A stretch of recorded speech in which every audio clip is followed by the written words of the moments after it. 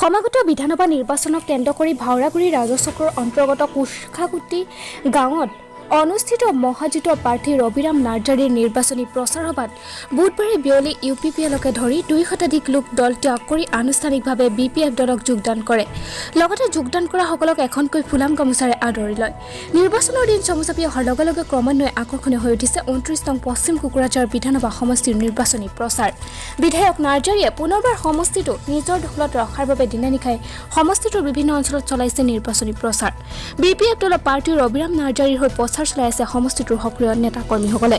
গুচাইগাঁৱৰ পৰা আজিজুল হকৰ ৰিপৰ্ট, খবৰ 24x7। পাৰ্টি আছিল আগত, তাৰ পৰা আমি চিলিণ্ডাৰ হ'লোঁ 154 জন আছোঁ। সেইকাৰণে মানে আমাক বহুত আশা দিছিলে, আশাৰ কাৰণে মানে কাম দিম, এইটো দিম, ঘৰ বনাই দিম, দুখীয়া যিবোৰ আছিলে সেইকাৰণে আমি যিকেইটা আছিলে আমাৰ শ্ৰমিক ইকেইটাৰ, সেইকাৰণে আমি আকৌ নাংগলত যোগদান কৰিলোঁ। সেইকাৰণে আমি আমাৰ ট্ৰেক্টৰ পাৰ্টি ইয়াৰ পৰা অসমৰ পৰা আমাৰ BTCৰ পৰা মানে আমি গুচাই দিবলৈ বিচাৰিছোঁ BJP সকলক। নাংগলত কিয় যোগদান এতিয়া আমাৰ ভাল লাগিছে মানে, সেইকাৰণে আমি যোগদান কৰিলোঁ। কিমান 155 জন আমি যোগদান কৰিলোঁ। তোমালোকে কিবা মানে শ্ৰমিকৰ হিচাপত আছিলোঁ, আশা দিছিলে এইটো দিম, ঘৰ দিম, এইবোৰ একো তেনে। আৰু আমাৰ BJPৰ মানুহ আমাৰ দুখীয়াৰ পৰা আৰু টকা লৈ আমাক আশা দি পেলাই ইলেকশ্যনত জিতিছে, সেইকাৰণে আমাক একো দিয়া নাই এতিয়া সহায়। সেইকাৰণে মই কৈছোঁ অসমৰ পৰা আমাৰ BTCৰ পৰা BJP আঁতৰি যাব লাগে। সেইকাৰণে আমি আশা আমি কৰিছোঁ। আৰু আমাৰ সেইবোৰ যিবোৰ আছে আশা, এইবাৰ নাংগল পাৰ্টি হাৰগাঁও মহিলা জিতিবলৈ সক্ষম হৈছোঁ আৰু জিতিমে 100%।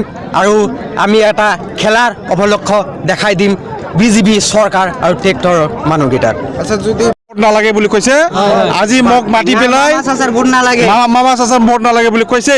আজি আমাৰ এই কুৰ্চাঘাটি গাঁৱত আমাৰ যিমানখিনি বেলেগ দলৰ আছিলে, UPPL দলৰ আছিলে, এই আমাৰ দাদা ভাইবিলাকে চবেই মানে BJPক বেয়া পাই পেলাই, UPPLক বেয়া পাই পেলাই চবে আমাৰ BPFত যোগদান আজি কৰিছে।